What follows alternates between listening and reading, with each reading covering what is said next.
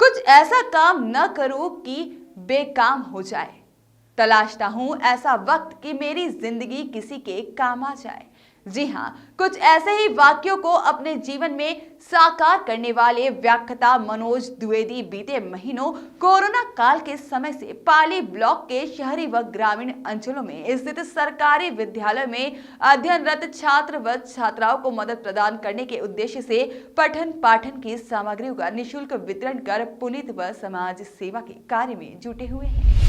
व्याख्याता मनोज द्विवेदी का कहना है कि वह छात्र जो पढ़ना चाहते हैं लेकिन घर की माली हालत ठीक न होने की वजह से शिक्षा लेने से वंचित हो जाते हैं, उनकी मदद के लिए समाज सेवियों को आगे आकर मदद करनी चाहिए। श्री द्विवेदी का मानना है कि एक छोटी सी मदद न जाने किसके भाग्य को परिवर्तित कर सकती है, अतः सरोकार के काम में अपना योगदान देते रहना चाहिए। गौरतलब है कि व्याख्याता मनोज द्विवेदी पाली मुख्यालय में संचालित शासकीय उत्कृष्ट बालक विद्यालय में गणित विषय के वरिष्ठ अध्यापक है, जो अपनी कार्य कुशलता के लिए शिक्षा जगत में अलग पहचान भी स्थापित किए हुए हैं। उल्लेखनीय है कि उनकी कार्य कुशलता के लिए बीते वर्ष 5 सितंबर 2017 को भोपाल के लोक शिक्षा संचालनालय द्वारा आयोजित शिक्षक सम्मान समारोह कार्यक्रम में प्रदेश के मुख्यमंत्री शिवराज सिंह चौहान, तत्कालीन शिक्षा मंत्री कुंवर विजय शाह व मंत्री दीपक जोशी के द्वारा 25,000 सहित शाल, श्रीफल व प्रशस्ति पत्र देकर सम्मानित किया जा चुका है। और व्याख्याता मनोज द्विवेदी के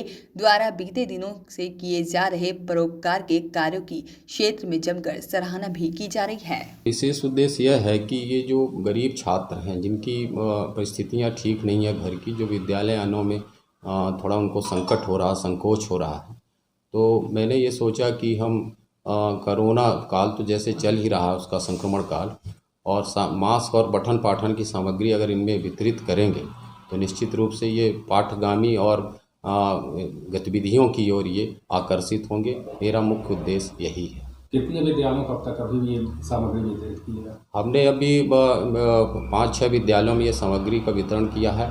आगे और हमने लक्ष्य निर्धारित किया है कि आगे और हम करेंगे।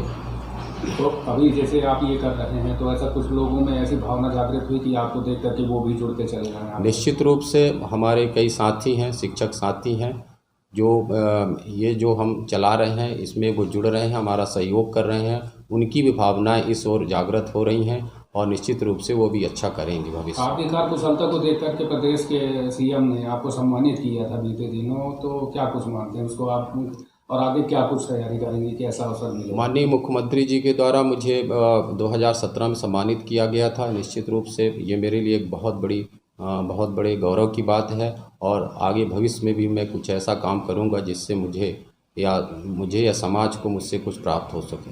ये भी है कि जो वो राशि आपको सीएम साहब ने दी थी, आपने उसको वितरित किया था, कहाँ लगाया था उस?